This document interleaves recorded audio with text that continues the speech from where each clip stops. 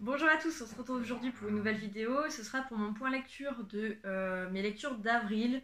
Je n'ai pas eu énormément de lectures et encore plus de bonnes lectures. J'ai eu qu'un roman dans le point lecture que je vais vous présenter qui m'a absolument accroché, pour lequel je vais vous le recommander.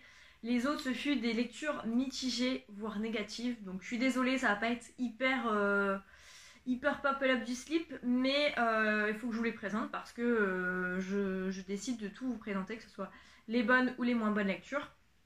Tout d'abord, j'ai commencé le mois avec un e-book Insomnie de Tahar Benjeloun chez Gallimard.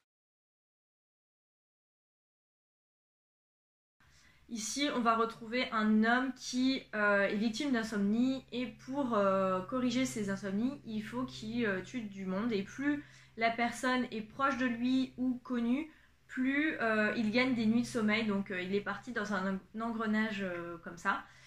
Et on va le suivre pendant 200 pages où c'est exactement ça en fait. Il tue, il peut dormir, une fois qu'il est à court, il tue, etc. J'ai eu du mal à comprendre où on voulait en venir parce que c'est une écriture assez poétique malgré tout et avec beaucoup de métaphores qui, je pense, étaient destinées à la religion. Il y a eu énormément de rapports et de métaphores par rapport à la religion. Je me trompe peut-être, mais en tout cas, ça a été mon ressenti et comment je l'ai interprété. Après, peut-être que je suis loin de ça, mais en tout cas, j'ai eu beaucoup de mal, d'autant plus qu'il n'y avait aucune action, c'était très plat, très ennuyeux. Je me suis pas du tout attachée au personnage, donc voilà, heureusement qu'il faisait 200 pages, sinon je pense que je l'aurais abandonné avant. Mais j'étais quand même curieuse de savoir où cette histoire allait nous emmener. Et voilà, donc j'ai mis un peu de temps à lire aussi, c'est pour ça que j'ai pas beaucoup de lecture, c'est que j'ai mis énormément de temps à lire chaque lecture. Et donc voilà, c'est pas forcément un roman que je vous conseille. N'hésitez pas à me dire ce que vous en avez pensé. Je sais que je suis pas la seule à avoir eu une déception, voire un abandon pour cette lecture. Mais je tenterai un autre roman de l'auteur puisque j'ai vu sur Livre Addict que c'était un des romans les moins appréciés de l'auteur. Donc je vais tenter quand je trouverai en brocante ou en bibliothèque un autre livre de l'auteur. Parce que je pense pas que ce soit la plume le problème, c'était plus la façon dont c'était amené et l'histoire en elle-même qui était quand même assez lente. Donc voilà, grosse déception pour moi. Ensuite, autre déception pour moi, il s'agit de Valentine d'Anne-Laure Bondou chez Fleuve. J'avais tenté ce roman il y a 6 mois, sauf que c'était à la période du déménagement et voilà, j'avais pas du tout la tête à la lecture. Donc j'avais préféré le laisser de côté et le reprendre à un autre moment. Donc je l'ai repris du début parce que j'avais quelques vagues souvenirs mais pas assez précis pour reprendre où j'en étais arrivée. Ici, on retrouve Valentine qui a 49 ans, qui est fraîchement divorcée, qui travaille dans l'écriture. Elle est en train d'écrire un manuel pour adolescents. Et elle a 2 enfants et elle est à un moment de sa vie où elle se remet beaucoup en question. Et du coup, pour s'aérer un peu l'esprit, elle va retourner dans la demeure familiale en Corrèze où elle retrouve sa mère, le chat de sa mère et son frère. Et au cours d'une après-midi, elle va regarder des albums photos et elle va se rendre compte que sur certaines d'entre elles, il y a une silhouette qui est brouillée au marqueur. Et de là va découler un secret familial qui est dévoilé en quatrième de couverture, mais que pour ma part, je ne vous le dévoilerai pas parce que je pense que c'est un des tournants de l'histoire et c'est une des seules actions, vraiment une seule révélation de ce roman. Donc moi je l'ai appris au cours de ma lecture parce que je n'avais pas relu le résumé avant. Et voilà, je pense que c'est quand même bien. Donc suite à cette révélation, en fait, ça va la bouleverser. Il va y avoir un tournant dans cette histoire et on va suivre Valentine face à ça. Et voilà, j'ai trouvé ce roman quand même assez lent. Je n'ai pas fait ma chronique écrite parce que j'ai encore du mal à savoir, à avoir des mots sur ce roman, à ce que je pourrais dire. Je me suis pas forcément attachée au personnage. J'ai mis du temps aussi à le lire, donc c'était pas forcément le moment, puisque la dernière fois j'avais vraiment pas la tête à lire et j'avais mis du temps. Là, je me suis quand même forcée à le finir. Donc voilà, avril ça n'a pas été synonyme de très bonne lecture et d'enchaînement de lecture. Donc je sais pas, je pense que pour ceux qui aiment les romans contemporains, les feel good, les romans où il se passe pas grand chose mais où vous pouvez passer un bon moment de divertissement, je pense que c'est fait pour vous. Maintenant, moi quand même, Les contemporains, j'aime bien qu'il y ait un message derrière ou une réflexion. Ici, c'est purement du divertissement. J'ai pas trouvé de quoi en ressortir et de quoi réfléchir suite à cette lecture. Peut-être aussi c'est dû au fait que Valentine a quand même 23 ans de plus que moi et du coup on n'a pas les mêmes questions, les mêmes interrogations par rapport à la vie. Peut-être que c'est dû à ça, je ne sais pas. En tout cas, j'avais lu Anne-Laure Bondou dans le livre à quatre mains qu'elle avait écrit avec Jean-Claude Morleva et Je danse aussi, que j'avais pas mal aimé, qui est un roman épistolaire. Donc je retenterai l'auteur, mais voilà, celui-ci, je le garderai pas. Du coup, après ces deux lectures un peu tristounettes et un peu longues, je me suis dit qu'il fallait que j'aille vers une valeur sûre et j'ai été avec le livre de Karen Pont, Avec des si et des peut-être, que j'avais reçu l'année dernière. Et c'est exactement ce qu'il me fallait. C'est un livre léger, drôle, pétillant, même si voilà, il y a certains trucs, notamment au début, qui sont un peu tristounés, mais en fait, avec la plume de Karen Pont et l'évolution de l'histoire, on sait que ça va forcément très bien finir. Donc du coup, je me suis lancée là-dedans et j'ai beaucoup aimé. On retrouve une jeune femme, j'ai oublié le nom par contre, qui est prof, qui a toujours voulu être chroniqueuse littéraire à la radio, etc. Elle a toujours rêvé sa vie. Et, et puis elle se dit toujours, mais si j'étais ça, mais si j'avais fait ça, etc. Et un soir, elle va être en train de corriger des copies et elle va écouter son émission de radio favorite le soir où un auteur très connu est invité et en fait, elle va s'endormir. Et elle va se réveiller dans une autre vie où elle est une célébrité de la radio, où elle est mariée à un homme magnifique, riche, avec une bonne situation, etc. Mais où forcément elle n'a plus les mêmes relations, plus les mêmes amis, plus la même relation avec sa famille que dans son autre vie. Et du coup, ça va lui poser pas mal de questions sur sa vie, sur est-ce que vraiment il faut rêver d'une autre vie? Est-ce qu'on n'est pas mieux dans sa vie? Est-ce que si on est comme ça, on a fait tel choix, telles choses sont arrivées dans notre vie, c'est pas pour quelque chose de bénéfique? Donc voilà, on se pose pas mal de questions là-dessus, on suit le personnage. Et puis c'est toujours aussi drôle, j'adore l'écriture de Karen Pont. C'est un peu le même style que Virginie Grimaldi. On va là-dedans quand on a envie de passer un très bon moment, c'est du divertissement pur. J'aime beaucoup, je ris, je pleure, peut-être pas peur non plus, faut pas exagérer, mais on s'attache tout de suite au personnage. C'est des histoires un peu surfaites, du coup c'est un peu difficile d'imaginer ça dans la vraie vie, mais voilà, c'est plein de facilité, mais c'est revendiqué et c'est fait pour, hein. Mokaka il cherche à s'en cacher, mais vraiment quand on a des besoins comme ça, où on n'arrive plus à avancer dans nos lectures, où on s'ennuie, où on ne sait plus quoi lire, moi je vais toujours vers un Virginie Grimaldi ou un Karen Pont. Et ici, je vous le recommande parce que enfin au mois d'avril, j'ai lu une bonne lecture, donc je vous la recommande. Et que vous aimez, que vous avez essayé ou pas déjà Karen Pont, je vous le recommande. Mais il y a quand même des petits clins d'œil à... Tu as promis que tu vivrais pour moi, je crois que c'était ça le précédent roman que j'avais lu. Il y a quelques clins d'œil par rapport à des personnages qui interviennent dans ce roman. Donc je pense que c'est quand même un peu mieux de le lire dans l'ordre au final, même si c'est tous des one-shots. Je pense qu'elle aime bien faire des petits clins d'œil dans ses romans. Donc moi j'ai toujours pas lu Un merci trop. Mais je le garde pour pareil quand j'ai un coup de mou comme ça dans mes lectures. Je pense qu'en plus Un merci trop il est très court. Mais il sera lu sans problème parce que j'adore cet auteur. Donc si vous ne connaissez pas Karen Pont, vous aimez bien les romances, les feel good, etc. Foncez parce que vous alliez forcément apprécier Karen Pont. Ensuite, on change totalement de registre, puisque j'ai lu Le livre perdu de Léonard de Vinci de Francesco Fioretti chez Hachette, donc Hervé Chopin édition.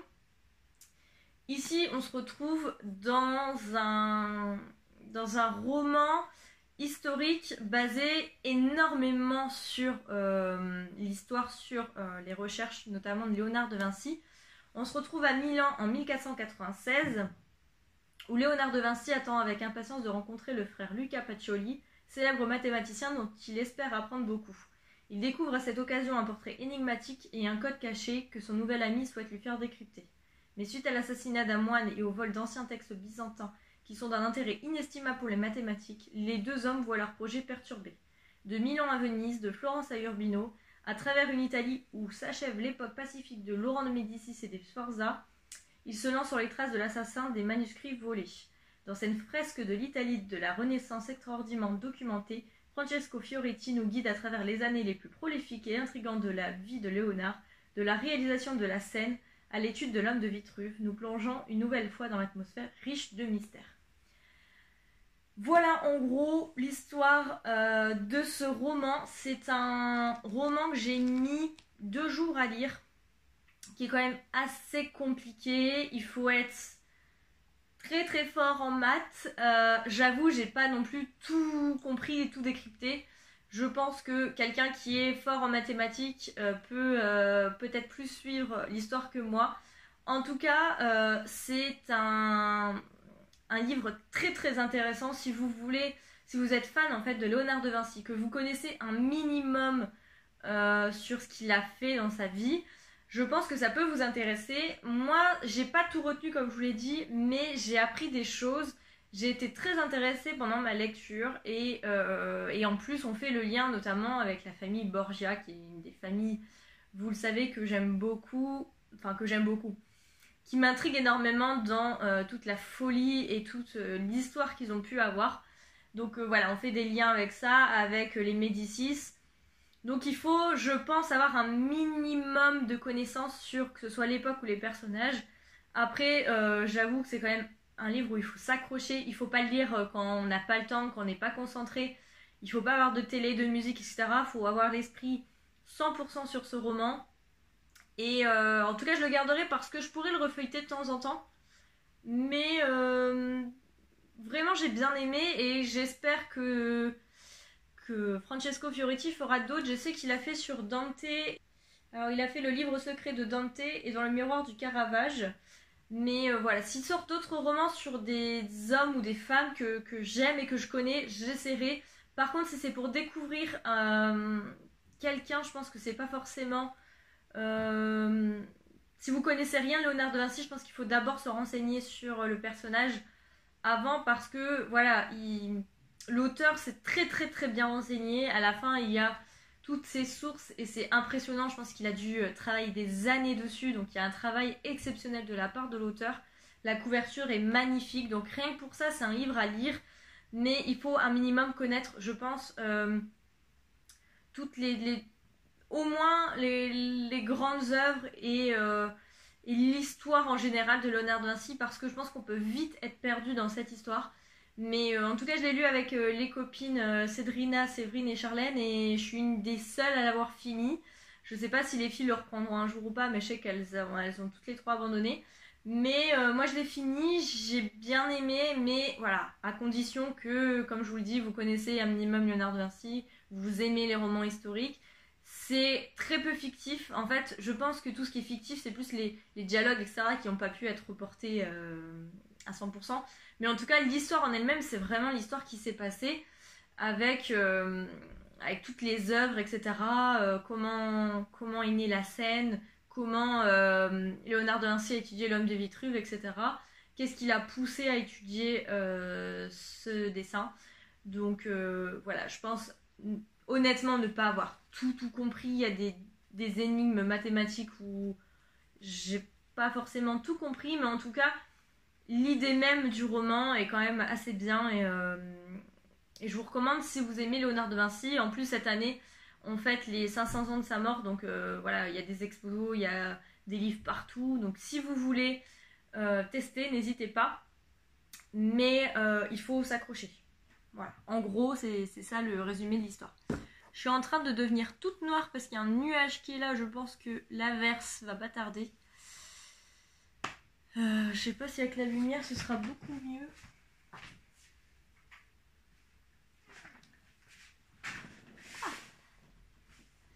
Il est 13h de l'après-midi, même pas, et nous devons mettre la lumière. Tout va bien. Ensuite, j'ai lu un roman, c'est le roman que je vous disais que je vous recommande absolument.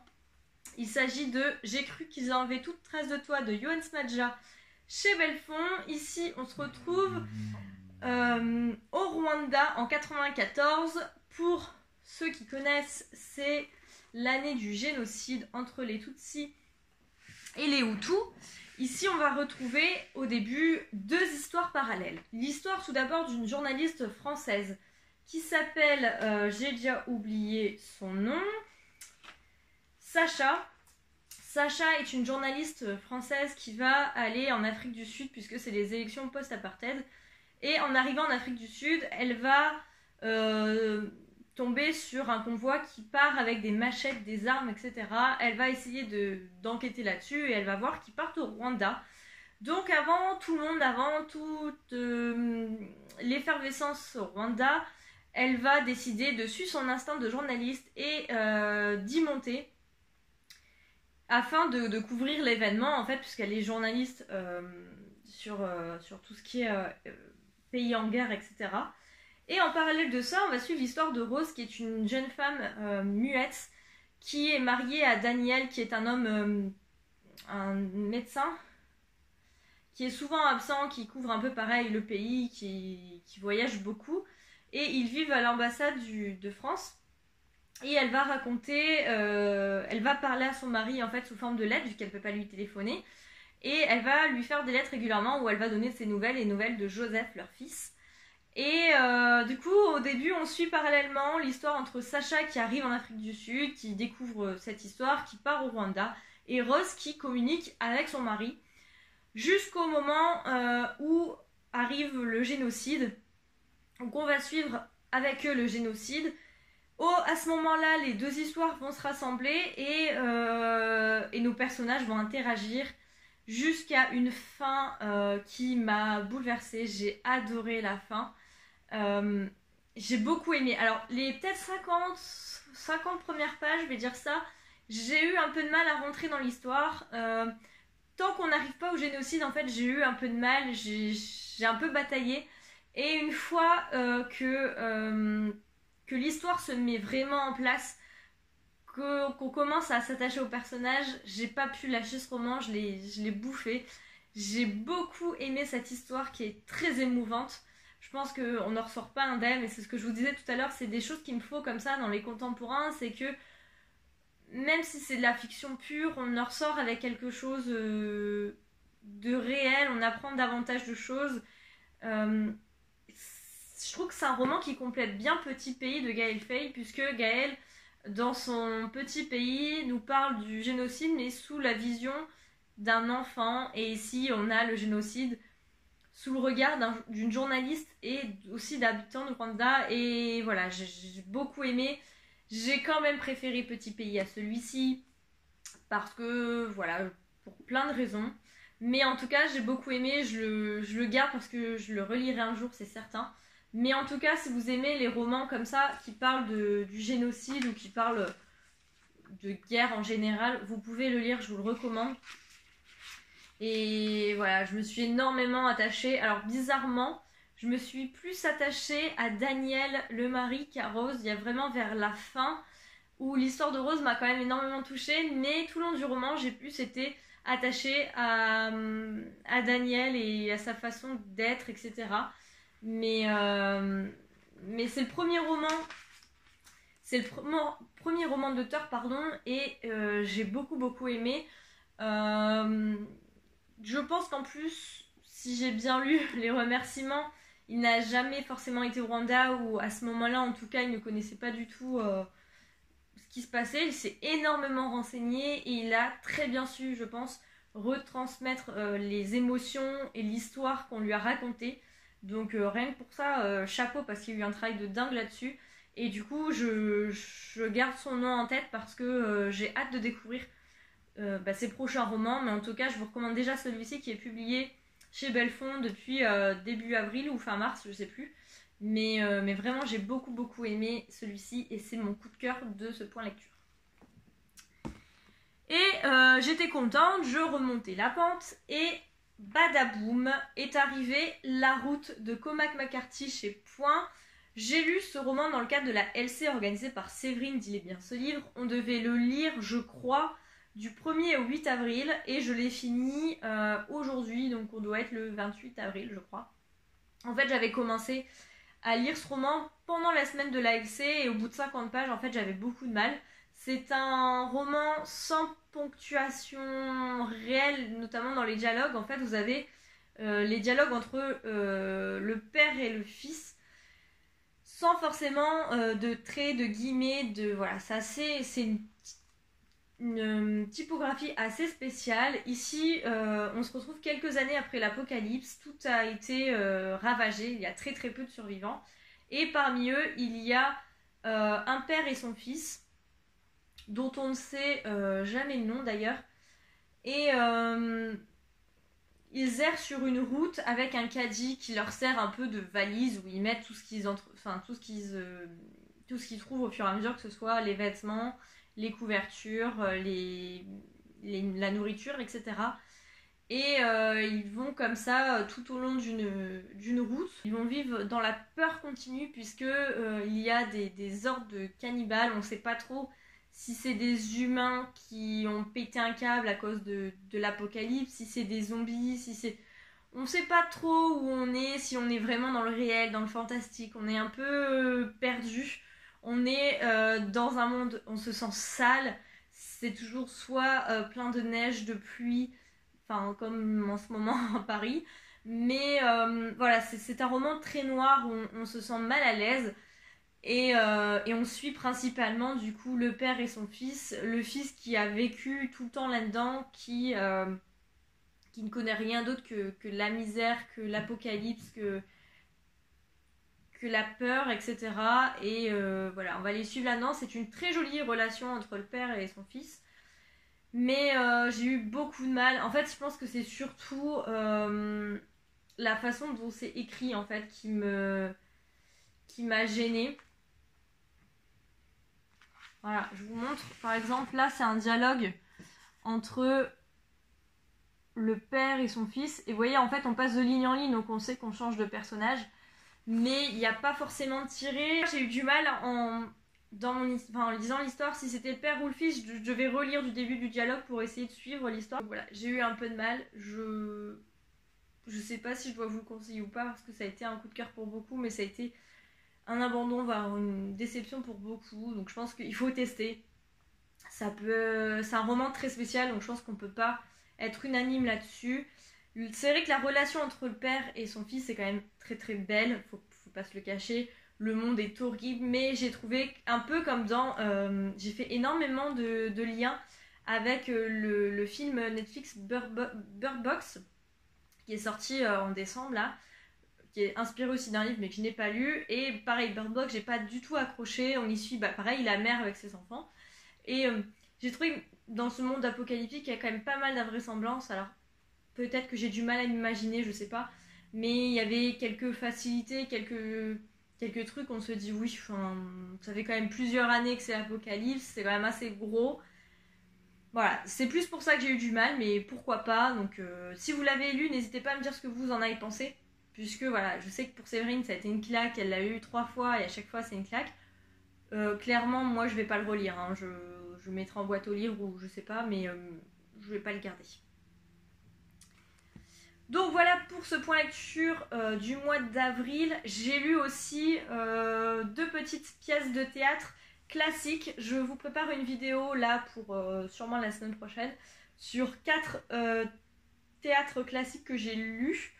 Puisque suite à ma lecture du livre perdu de Léonard de Vinci, j'avais énormément envie de retrouver l'univers des Borgia. Et j'avais Borgia de Victor Hugo dans ma palle, donc du coup j'ai commencé là-dessus. Et puis je me suis dit pourquoi pas, vu que j'ai du mal en ce moment à lire des livres, à lire des petites pièces de théâtre qui se lisent assez facilement. Donc j'en ai lu 2, il m'en reste 2 que je pense lire là dans les jours à venir. Et comme ça je vous présenterai prochainement la vidéo. Et puis, on se retrouve très prochainement aussi pour le book haul de fin mars et d'avril, où avril j'ai été plutôt raisonnable. En fait, j'en ai autant entre le moment où je vous ai tourné la vidéo et fin mars que pour avril complètement, donc je pense que c'est plutôt raisonnable. J'ai pas craqué, et puis voilà. N'hésitez pas à me dire ce que vous voulez en commentaire, et puis on se retrouve du coup très prochainement pour de nouvelles vidéos. Ciao!